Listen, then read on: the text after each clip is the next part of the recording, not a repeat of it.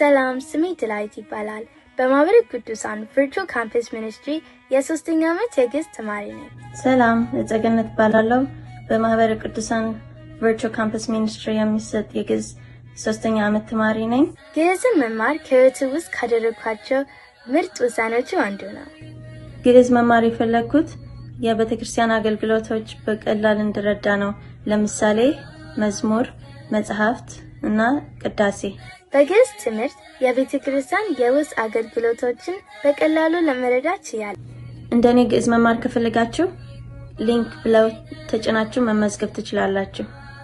እናንተም በግዕዝ መማር ከፈለጋችሁ አሁኑኑ ይመዝገቡ። ትምህርቱ በቨርቹዋል ስለሆነ ከየትም ቦታ ሆናችሁ መማር ትችላላችሁ። ግዕዝን ለመማር የሚያስፈልገው አማርኛን ማንበብ፣ መጻፍ እና መረዳት ብቻ ነው። ዛሬውኑ ይመዝገቡ። እንዲሁም ይህን እድል ለጓደኞቻችሁና ለቤተሰባችሁ አጋሩ። ሰላም ቆዩ። ሰናይ ጊዜ ለኩልነ